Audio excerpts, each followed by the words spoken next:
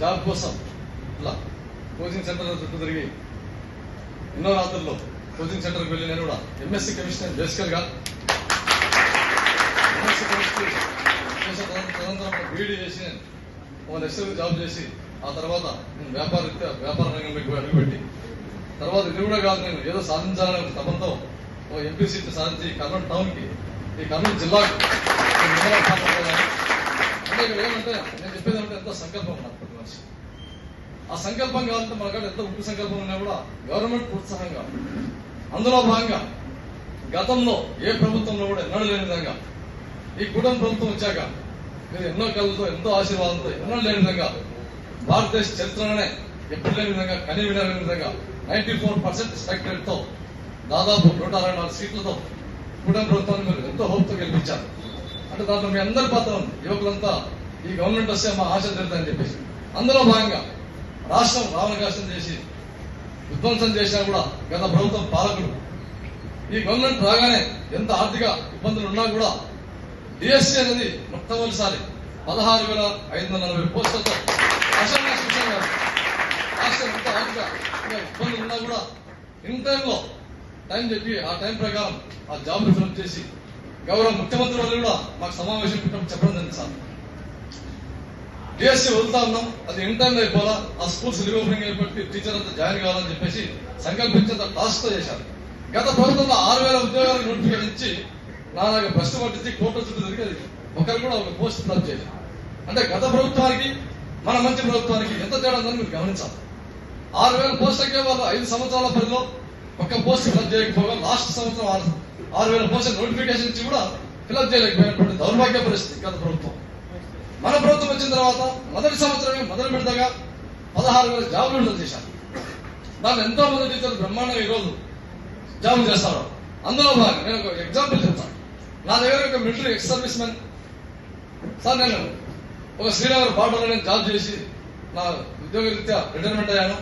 నాకు gun licence ఇప్పిస్తే చాలు, నాకు ఆ గన్ లైసెన్స్ ఇప్పిస్తే నేను ఏదో బ్యాంక్ నేను మళ్ళీ అవుట్ సోర్సింగ్ జాబ్ చేస్తున్నాను. నా దగ్గరికి వచ్చాడు ఎంపీ అయిన తర్వాత. ఆ క్రమంలో మనం డిఎస్సీ పడింది. ఆ డిఎస్సీకి అప్లోడ్ ఎలిజిబుల్ ఉన్నది కరెక్ట్ రాసుకున్నాడు. ఈరోజు అల్హారీ మండలం గూలెంలో upload government teacher post job చేస్తాడు. అంటే ఎక్స్ సర్వీస్ మెన్ గా చేసినటువంటి వ్యక్తి కూడా అంటే కేవలం ఆ నోటిఫికేషన్ ఇన్ టైం వదిలి ఆ విధంగా చేసినందుకు ఆ అప్లోడ్కి ఈరోజు బ్రహ్మాండంగా టీచర్ అయ్యాడు. ప్రసాద్ అప్లోడ్ పేరు గూలెంలో. అంటే నేను ఒక ఎగ్జాంపుల్ చెప్తాను. అంటే విద్యార్థులకంతా ఏజ్ బారైన తర్వాత ఆ ఏజ్ ఎలిజిబుల్ గా ఉన్నప్పుడు మనకి ఎంత బాధ అనిపిస్తుంది చదివిన తర్వాత. అందులో భాగంగా మన గవర్నమెంట్ వచ్చిన తర్వాత మొదటి సంవత్సరం నుంచే ఒక సిస్టమేటిక్ గా ఒక ప్రణాళికగా, ఎందుకంటే మన శాఖ కూడా ఎన్నో శాఖలు ఉన్నాయి గవర్నమెంట్ లో, ఎన్ని శాఖలు కూడా గౌరవ నారా లోకేష్ సార్ గారు విద్యాశాఖను తీసుకున్నారు.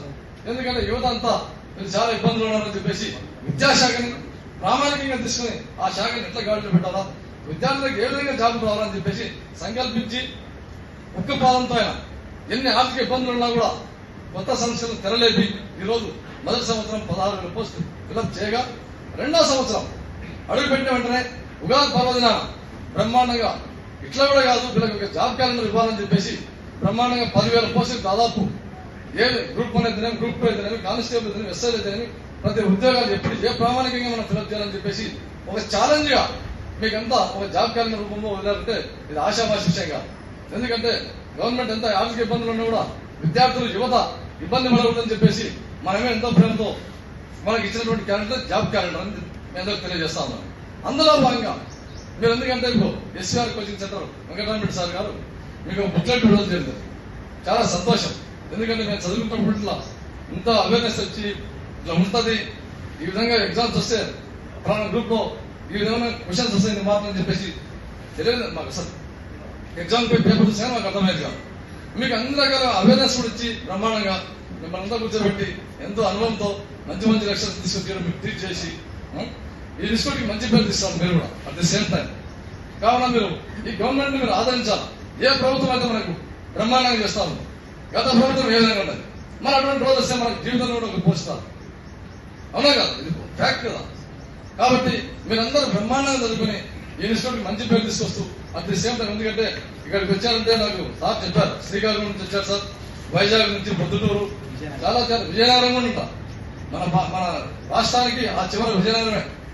కాబట్టి అక్కడి నుంచి కూడా వచ్చారంటే మరి ఎంతో నమ్మకంతో ఇక్కడికి వచ్చారు కాబట్టి మీరంతా తల్లిదండ్రుల నమ్మకాన్ని అమ్ము చేయకుండా మంచిగా చదువుకొని మీకు ఏ అవసరం ఉన్నా కూడా ఉపాధ్యాయులను సంప్రదించి ఏ రోజుకి ఆ రోజు మెలకువలు నేర్చుకుని ప్రతి ఒక్కరు ఉత్తీర్ణులు కావాలని చెప్పేసి నేను కోరుకుంటాను.